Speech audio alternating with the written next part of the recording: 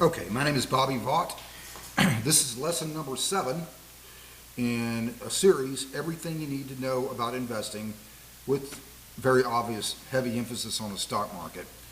Okay, so don't forget to hit the subscribe button after each lesson. When this lesson is completed, I'll put a link to lesson number 1, and then with each lesson also has a link to the next one. Okay, so when I finish lesson 8, in this below, in lesson number 7, I'll put a link to that one. So every lesson is very easy to find. We're going to talk about valuation today, just kind of cover the very basics of valuation. Before I get into that, something that occurred to me just a few minutes ago. If you're looking at this series and you may have, intermediate or even advanced or even very advanced knowledge of investing in the market, if I cover something that you already know, I'm going to invite you to try to understand something, okay? Because we're going to get into some really deep stuff here eventually. When we get to lesson number, by the time we get to lesson number, I don't know, maybe 40 or so, we're going to be talking about things like quantitative momentum. There's going to be something in this series for pretty much anyone. In the meantime, I'm going to ask you to, try to understand what I'm doing here. It has to be something very comprehensive, because the title of this series is Everything You Need to Know About Investing. The word everything implies something very comprehensive. In fact, the reason that I started making this series in the first place was for my fiance, Elena, she's in Ukraine, very smart woman, much smarter than me. She learned in a period of about 3 years, she went from knowing almost no English, maybe 3 or 4 words of English, and their languages in Ukraine are primarily Russian and also Ukrainian. Their entire alphabet is different than ours. So in a period of 3 years, she went from knowing maybe 3 or 4 words of English to now speaking English as well as you and I. She's got a East European accent with it, understandably, but her grammar is just impeccable. She's even reading entire novels now, Danielle Steele novels. Very smart woman, much smarter than me. However, she's from Ukraine. By the way, she's very safe. She and her children, her 2 children from a previous marriage are from Kharkiv. They're in a small town in the very extreme west part of Ukraine right now. I've talked to her many times. She's talked to her every day. She has told me on several occasions that if necessary, she could grab the 2 children and get to Poland very quickly. So she would know the environment there better than I do. She assured me she's very safe. Good. But the point I was getting at, though, is Elena, very smart woman. However, she's from Ukraine. This is a country that has a per capita income less than that, or had a per capita income less than that of Albania. That was before the war. I don't know what it is now. Suffice to say, it's a lot lower than that now. The point being, she's a very smart woman, but she just never had any reason to understand the markets before, because she never had anything to invest. So I'm primarily making this series for Elena. She was encouraging me to maybe write a book. I didn't want to write a book. It sounded like a lot of work to me, quite frankly. So I just put everything on video, a lot easier. And then, so she would have it, and then the next step, well, just upload it to YouTube. So it's always there. You can't lose it. It's always going to be there. So that at some point, she has that available. So just all the very basics, and then maybe we're going to get into some advanced stuff later. But the point being, though, I'm 63 years old in very good health. I expect to live another 30 years, probably even more than that, I hope. Elena is 20 years younger than I am, so she's 43, so she has, let's just say it's not definite, but it's highly probable she's going to outlive me. I want her to have all this available. That was my primary motivation for making this series. In addition to that, if one other person in the world looks at this series and gets something out of it that's beneficial to them, good. I have no way of knowing who's going to be looking at this series. Tomorrow, the next day, maybe 10 years from now, longer than that. I have no idea who's going to be looking at it. So it could be somebody that just, because of something changed in their life and their income, or maybe they're very young, for whatever reason, able to make their very first investment of their life, and they're just trying to, start with the basics and go from there. The point being, I need to do something very comprehensive. That's the whole point of everything you need to know about investing. If I go through anything that you already know, bear with me, stay with the series. We're going to get to some advanced stuff later, but just understand that, okay? I can't be comprehensive unless I cover everything, and that's the goal here. All right. So today we're going to talk about valuation. Just kind of the very basics. We're going to talk about three things: the PE, or price to earnings ratio, the PEG, which is the PE taking expected earnings growth into consideration, and the price to book value. I'm more of in investing, in stock investing, there's two types of investors. There's people who look at the fundamentals, people who look at technical analysis. Technical analysis is, how do you describe it? Technical analysis is trying to recognize patterns to determine whether something is going up or down in the near term. People who look at candlesticks, they're into technical analysis. I'm more of a fundamentalist. I look at the fundamentals. Revenue growth. We talked a lot about growth in lesson 3. The importance of that. Understanding the importance of understanding current yield versus yield of cost. We talked about all of those things in lesson 3. I consider myself more of a look at the fundamentals as opposed to technical analysis. I do kind of know the basics of technical analysis, and so we'll cover that in another video, another lesson later down the road. For right now, just understand the difference between fundamentals and technical analysis, and amongst those who look at the fundamentals, there's two different types. There's growth investors, value investors. I consider myself to be more of a growth investor. However, valuation is at least something that I look at. I don't just completely ignore it either. And in fact, in a couple of minutes, I'm going to give you an example of something that I had to let go of because it did real well in my portfolio. The price went up, but I had to let go of it because the valuation got out of hand. And we'll talk about that example in a minute. Okay, so PE, that's the first one. It's a ratio. It's the price over earnings per share. For example, and you're looking for a low number, not high, generally. Excuse me. So, for example, if the price of the security, the stock, is $200 and the earnings per share is $10, 200 divided by 10 has a PE of 20. If the price is $100 per share and the earnings per share is $10, PE of 10. 100 divided by 10 is 10. You don't have to calculate all of these numbers, by the way. The PE, the PEG, the price to book. Your broker's website has all this information, all this data available to you, but so you don't have, it's not as though in my portfolio I sit there and have to make all these calculations every day. The information is available on the broker's website, but you need to know how to make the calculations so that when you look at that data on your broker's website, you know what you're looking at. All right, so that covers the PE. Another way of looking at the PE is, by the way, if you're watching the financial news like CNBC or Fox Business, and you listen to these analysts and they say the multiple, usually, almost invariably, they're talking about the PE. The multiple can have something to do with cash flow, but if they just say the multiple, they're talking about the PE. The same thing.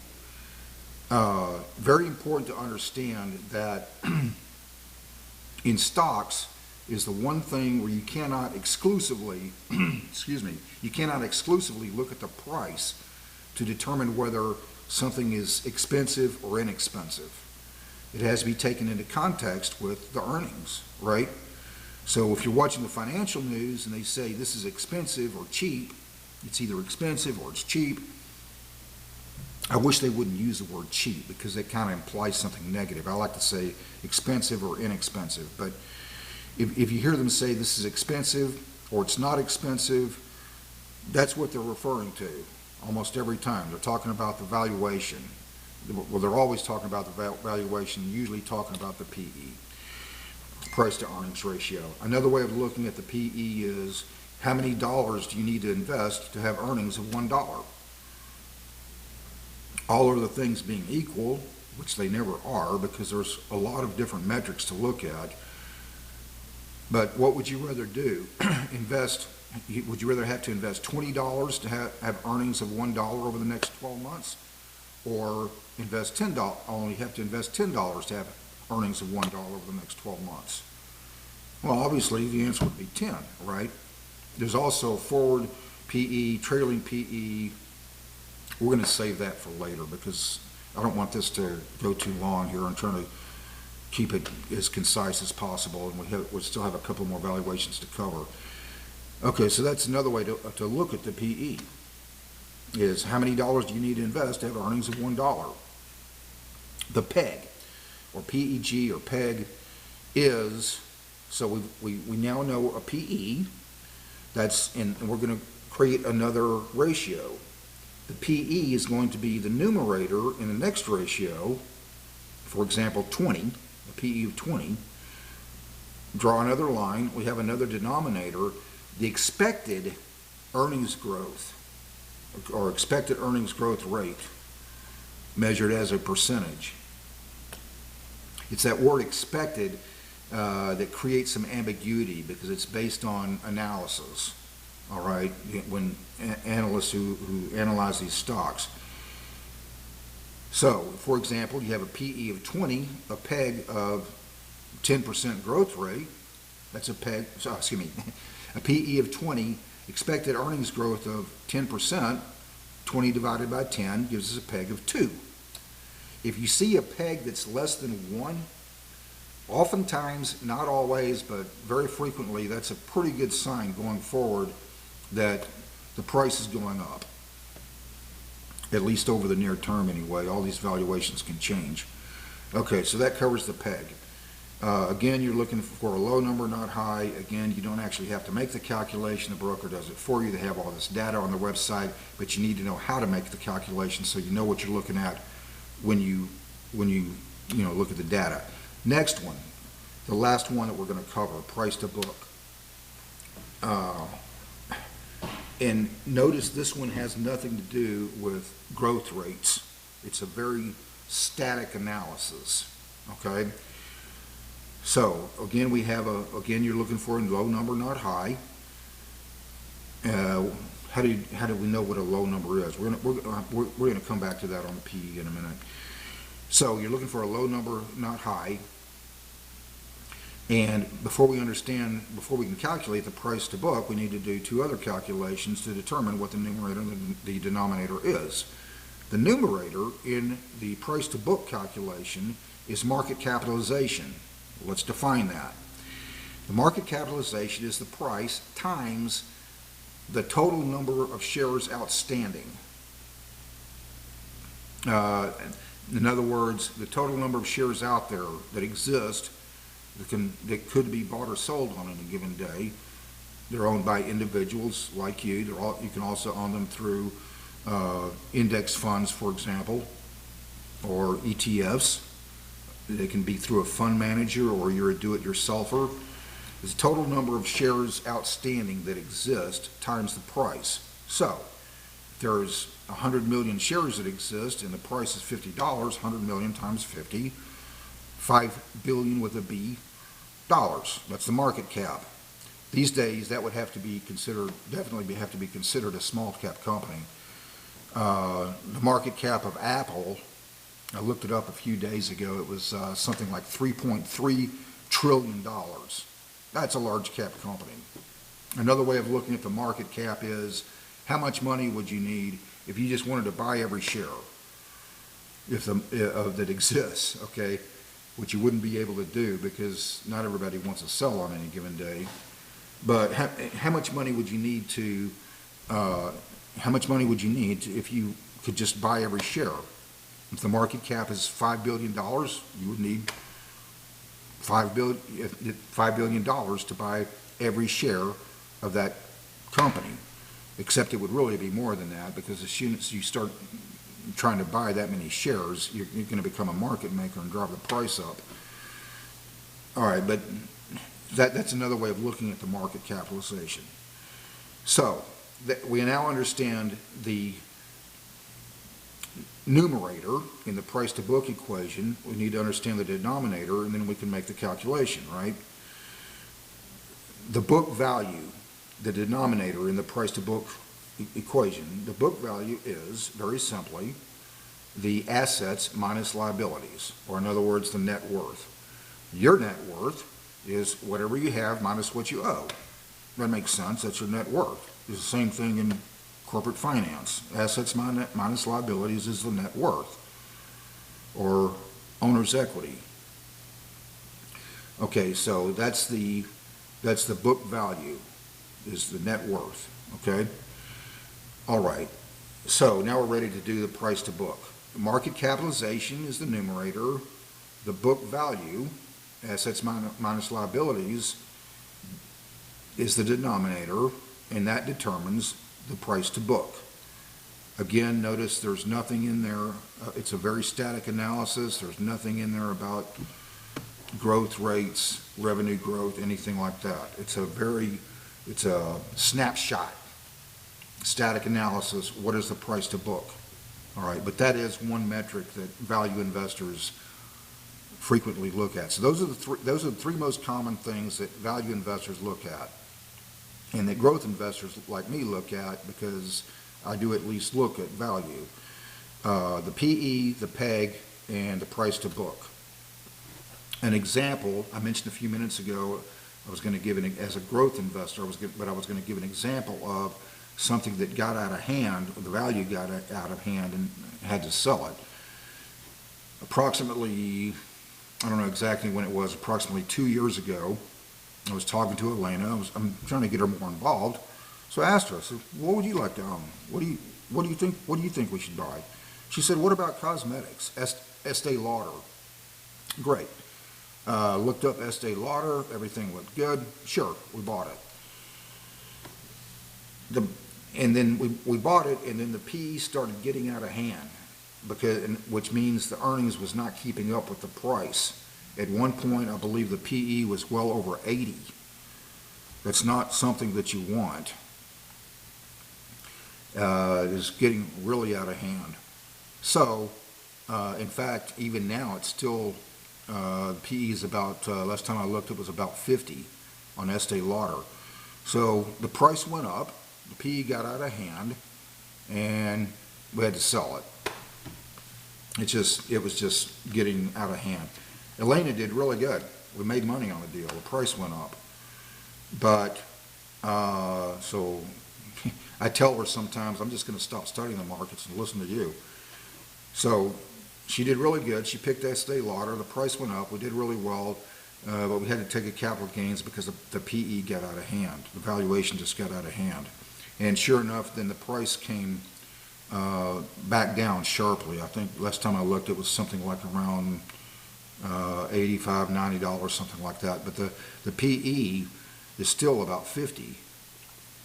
At some point down the road, we're going to do a whole lesson on what's called a regression to the mean strategy using the PE. It's a lot more advanced stuff. Okay, so that covers the basics of value investing. The PE, the PEG, the price to book. There's also other things that value investors look at, price to sales, various things. But those are the three most common things. We just covered the basics here. All right, so next lesson. So this is August the 10th, 2024. That was lesson 7. If you just went back to lesson 1 and just go through the whole thing through lesson 7, in my estimation, you probably already know more than 90% of the retail investors out there. I talk to people all the time about stocks, and very frequently you hear people engaging in anecdotal investing, and when I hear people doing that, it just, another clump of my hair just fell out. It made me go bald. So understand, that's lesson 4. Understand, that was 3 lessons ago, a couple of weeks ago. Understand anecdotal investing. Understand it so you know it when you hear it, so you can avoid it. Okay. So lessons 1 through 7, you already know about. You have more knowledge than probably 90% of the retail investors out there. The next lesson, which will be next Wednesday, I do 2 of these a week. Next Wednesday is August the 14th, 2024. We're going to talk about bonds. Understand when is the best time to buy bonds. It has to do with, and when is the best time to be more skeptical of them. It has to do with interest rates and their direction. We're also going to understand duration, and why the effect of changes in interest rates is more dramatic on the longer duration bonds versus the short, on the more dramatic effect on the price of those bonds, the longer the duration. So that's going to be lesson 8. We're going to talk about all the basics about bonds: corporate bonds, treasuries, municipal bonds. We're going to talk about all of that next time on lesson 8. Lesson 9, which would be next Saturday, August 17th, we're going to come back to the stock market. And there's still some very important metrics we haven't talked about. In lesson 9, we're going to talk about cash flow. Okay. So, there you are. That's lesson 7. I'll put a link to lesson 1 in the description below. And in addition, after hit the subscribe button, you'll know exactly when lesson 8 comes out, sometime next Wednesday. And as soon as lesson 8 comes out, then I'll put a link to that lesson in the description below to link 7. Every lesson has a link to the next lesson. Okay, so you got a lot to start with there. If you're just total beginner in investing and start with those 7 lessons that we've done so far, you're doing great. You have more than enough to get started in understanding investing with a heavy focus in the stock market. Okay, so there you are. Until next Wednesday, until lesson 8, hope life is treating you well, and see you then.